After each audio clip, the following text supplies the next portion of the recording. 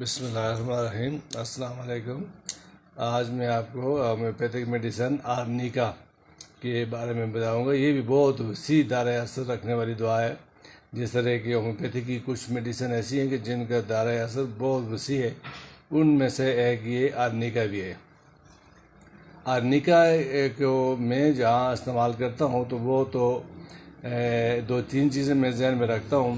اگر وہ مریض میں ہے تو میں دوائی یہ دے دیتا ہوں، تو اس کی میں ٹوٹل سمٹم بھی میں آپ کو بتاتا ہوں، لیکن میں سیدھا سمٹم بتاؤں گا۔ اگر اس کی ٹوٹل سمٹم میں بتانا شروع کر دوں تو یہ پھر تو کم سے کم آدھے گھنٹے کی جو ویڈیو ہو جائے گی۔ تو یہ عام طور پہ رگڑ، چوٹ، خراش جو جسم پہ لگ جاتی ہے نا، اس کے لیے یہ بہترین دعا ہے۔ اسی طرح اگر جسم میں دب لگ جائے، ظاہری طور پہ کوئی زخم نہ ہو، تو اس کے لیے لیڈم بھی ایک بہترین دعا ہے۔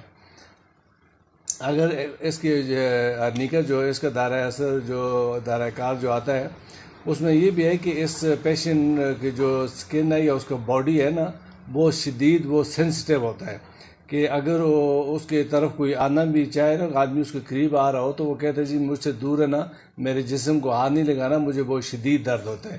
یعنی کہ اس کی جو پین کے متعلق سینسٹیوٹی ہے وہ اتنی شدید بڑی ہوتی ہے۔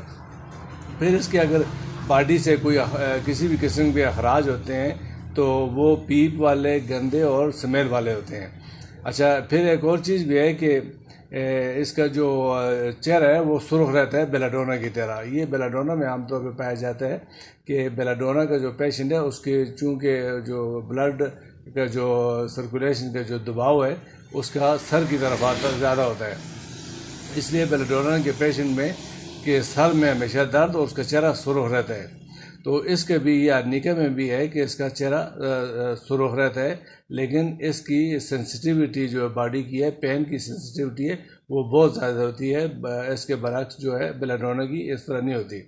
پھر مطلب آپ کو بچپن میں یا لڑکپن میں کسی کو چوٹ لگی تھی، اس وقت تو ظاہر ہے آپ کا جو سسٹم ہے اتنا مضبوط ہوتا ہے، باڈی اتنی مضبوط ہوتی ہے، جوان خون ہوتا ہے، اس چیز کو آدمی برداشت کر لیتا ہے۔ جو ہی پھر عمر ڈلتی ہے تو پھر وہ چیز کھل کے سامنے آتی ہے۔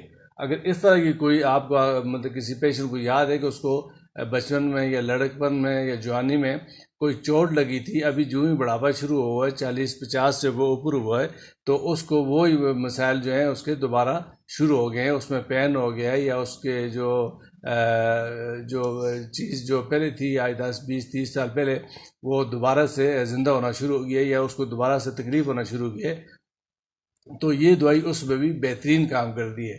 پھر اس صورت میں آپ اس کو 200 کی 1 OD 200 کی ایک ڈوز روزانہ تقریباً ایک ہفتہ دیں، اس کے بعد تھوڑا سا ویٹ کر لیں، یا ایک 200 کی ڈوز دے کے 1-2 دن ویٹ کریں کہ اس کا کیا ایکشن آتا ہے، اس کے بعد پھر آگے اس حساب سے آپ دوائی شروع کر سکتے ہیں۔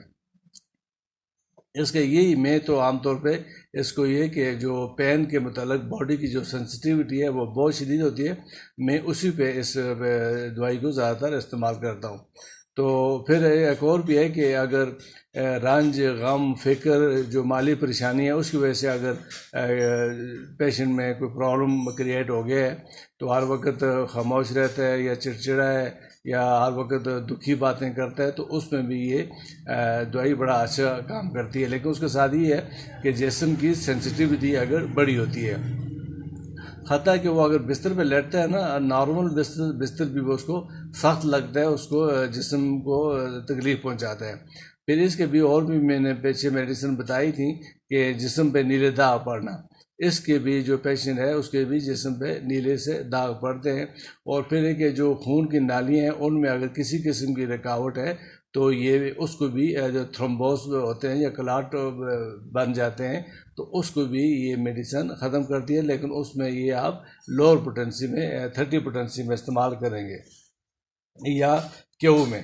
تو میں عام طور پہ 30-200 میں ہی اس کو زیادہ استعمال کرتا ہوں۔ تو اس کا یہ میں زیادہ تر ذہن میں رکھتا ہوں کہ وہ سینسٹیوٹی اس کی باڈی کی بڑی ہوتی ہے۔